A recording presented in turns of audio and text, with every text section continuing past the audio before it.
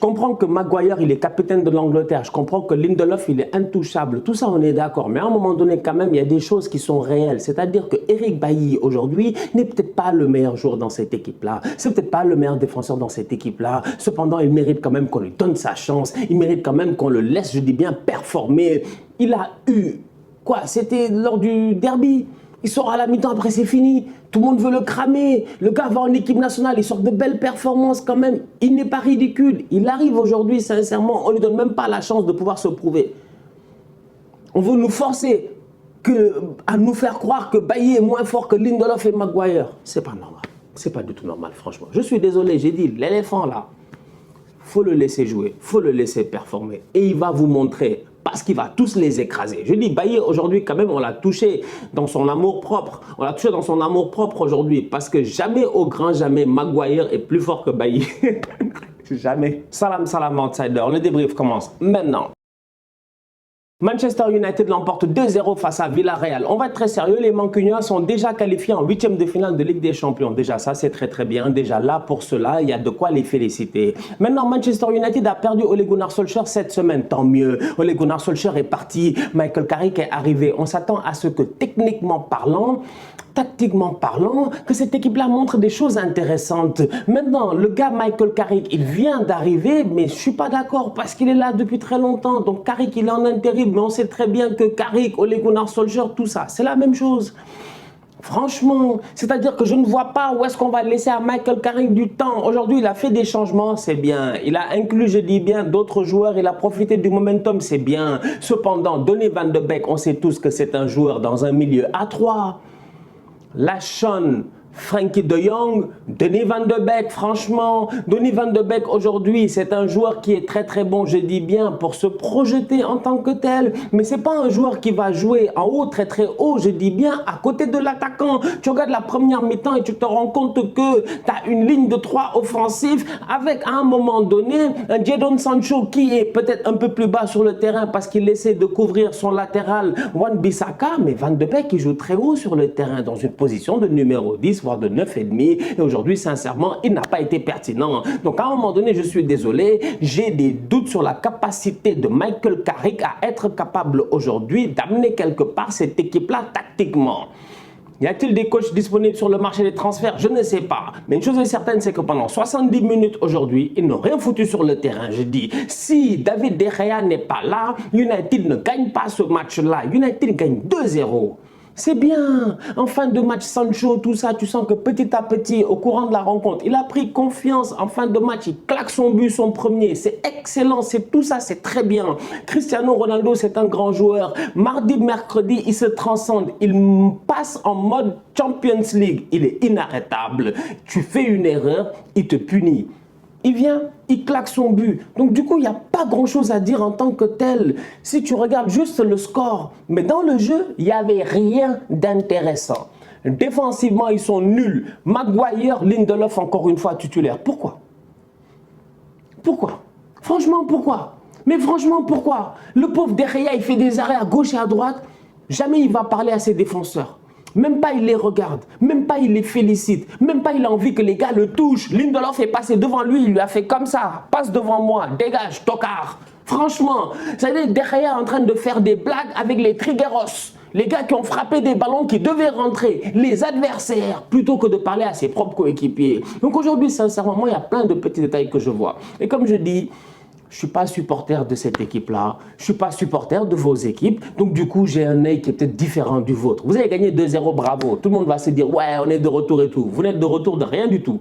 Votre équipe-là, j'ai dit, ce n'est pas Michael Carrick qui va régler le problème. Cependant, aujourd'hui, grâce à David De Gea et grâce à Cristiano Ronaldo, on va être sérieux, Manchester United s'en est sorti 2-0 face à des joueurs de Villarreal qui auraient dû faire le break, mais qui n'ont pas réussi à le faire. Anthony Martial, Bruno Fernandes, Marcus Rashford, c'est-à-dire que Greenwood qui avait le Covid, tout ça, il y a tellement de joueurs, je dis bien offensivement, qui peuvent être pertinents dans cette équipe de Manchester United là. Aujourd'hui, tu arrives, Bruno Fernandes, tu le mets sur le banc, il rentre, il joue bien. Il rentre, il joue bien. C'est pour ça que je dis que durant les 20 dernières minutes, tu as l'équipe qui s'est transcendée. Durant les 20 dernières minutes, peut-être que Villarreal, à un moment donné, à force d'attaquer et de rater, tu perds confiance, tu commences à faire des bêtises, tu commences à faire des erreurs. Et chaque erreur que tu vas faire face à un joueur comme Cristiano Ronaldo, comme j'ai eu à dire, elle sera létale. Le gars ne ratera pas. La preuve, il aurait pu toucher le poteau, il ne l'a pas fait. Donc du coup, aujourd'hui, je me rends compte que cette équipe de United-là, à mon humble avis, comme je dis, elle a les atouts,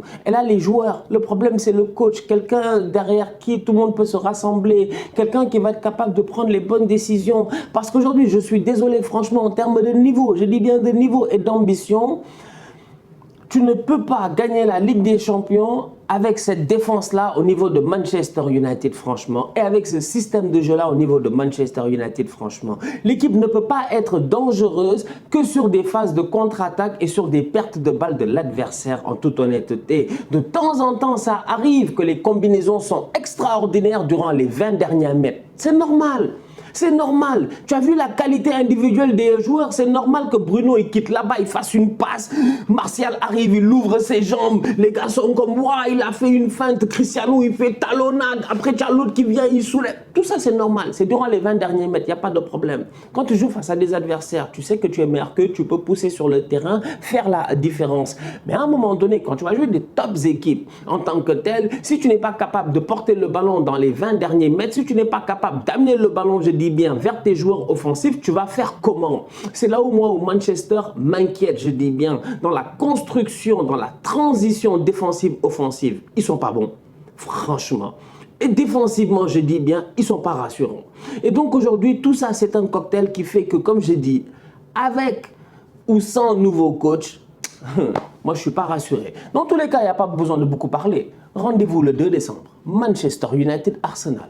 Je vous attends. Le Bayern en Ligue des Champions, rien à dire. 5 matchs, 5 victoires, ils n'ont pas de problème. Ils sont tranquilles, ils sont posés, ils sont premiers de ce groupe-là. Maintenant, c'est aux autres de se battre. Le Barça, le Benfica, voilà, c'est eux qui vont se battre. Mais le Bayern n'a aucun problème. Les Bavarois gagnent aujourd'hui 2-1 face au Dynamo. J'ai envie de parler du but de Lewandowski. Waouh!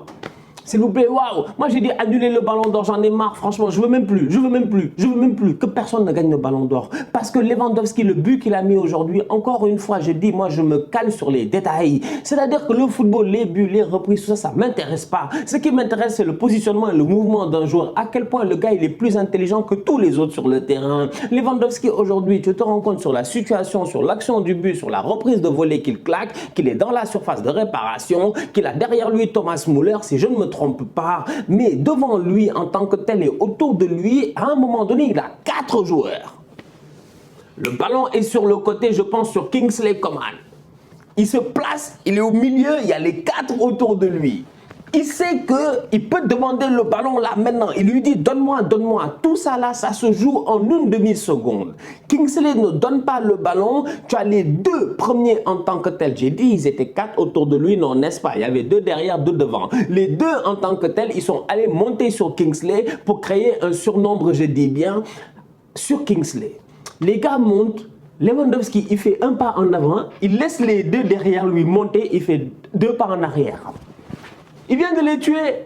Il vient de tous les tuer. Le ballon passe, le ballon traîne. Thomas Müller, tout ça, c'est contré. Au moment où il fait sa reprise, regardez bien, il est tout seul. J'ai dit ça, c'est un grand joueur, franchement. Une top légende, un top player. C'est la raison pour laquelle je dis, annulez-moi ce ballon d'or là. Moi, j'en ai marre. Franchement, j'en ai marre d'être là parce que je regarde ça et je me dis, eux tous ils méritent des ballons d'or. Eux tous ils méritent des ballons d'or. Le but que Lewandowski a mis aujourd'hui, au-delà de la technicité du but, la reprise de volée, le positionnement, le mouvement, la vitesse à laquelle le gars, il regarde, il analyse, il regarde, il analyse, il regarde derrière lui, il analyse, regarde, un pas, taf, les gars reculent, le ballon vient, tap, fini. Top player, franchement, ils ont gagné 2-1. Mais en fin de match, ils ont un peu galéré. Neuer a fait quelques arrêts, tout ça. Défensivement, les gars ne se sont pas gérés, les Pavard, tout ça. Bon, il y avait des petits changements. Tanguy Nianzou en défense centrale à côté de Hernandez. Voilà. Alphonso Davies très offensif. Donc, du coup, quand ils prennent un but, le pauvre sur le retour, il se fait avoir. Mais rien à dire. Comme je dis, 5 sur 5 pour le Bayern, tranquille. Ils sont déjà qualifiés. Donc, voilà, bravo. Franchement, bravo. Belle performance. La famille, on se capte très bientôt pour un nouveau débrief. D'ici là, on continue à liker, on continue à partager. On s'abonne. On est ensemble, on reste en santé. Tous outsiders.